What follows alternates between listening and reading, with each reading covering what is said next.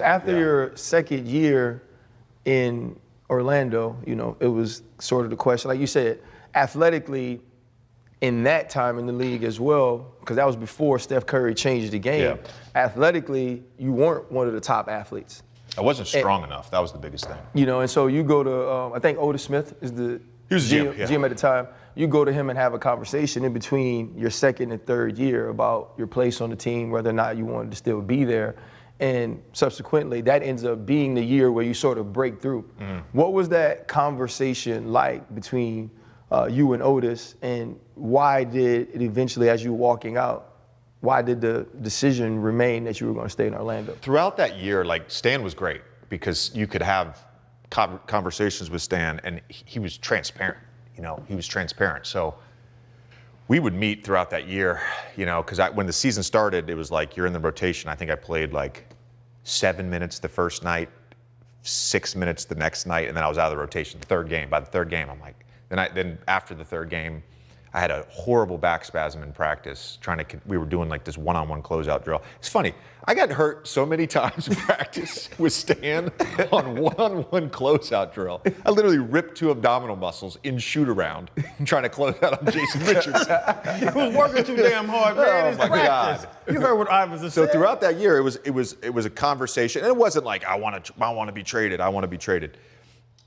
What happened was about February-ish, I realized, I was like, you know, we're really good, and we're going to win 50 games, and maybe I'm the problem.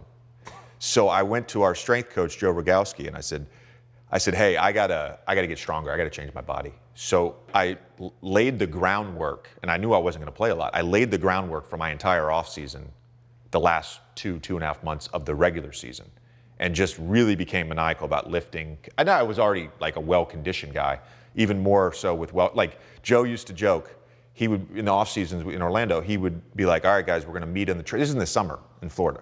He's like, we're gonna meet on the track. We've got an 8 a.m. run. And anybody that was sticking around Orlando, and at the time, not everybody had like off-season homes in LA or Miami, you know. At the time, most guys were around. So you get 6 to 8 guys, you know, once or twice a week at 8 a.m. I would do the workout first, and then I'd just wait for everybody to get there, and then I'd do the workout with them again. Like, that's the type of shit I was on. So like that second year at the end, then I went to Duke all summer. Chris Carrawell, Will Stevens, the strength coach, Jeff Hauser, who actually roomed with John Carlos in the 1968 Olympic Games in Mexico. He was a track guy, got my agility, speed, all that stuff better, worked with him all summer doing crazy shit. And I came back into camp and I was like, this is it. Like this, I got to prove myself this year. And it wasn't clean. I still had moments where you're out of the rotation. So the biggest thing for me was we get to the playoffs. Game 5 in the first round, Courtney Lee breaks his face. Dwight hits him with an errant elbow. He breaks his face. So and then Dwight also elbowed Dallenberg, so he got suspended. So me and Marcin Gortat started Game 6 in a closeout game on the road.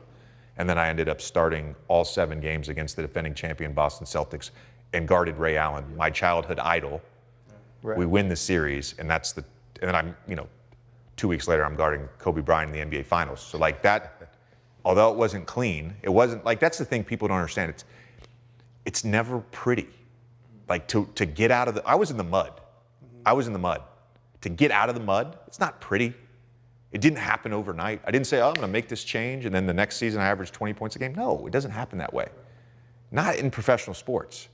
It takes time. And so that third year, I had the same sort of ups and downs, but it was the breakthrough year because at the end of it, I said, I have confidence and I belong.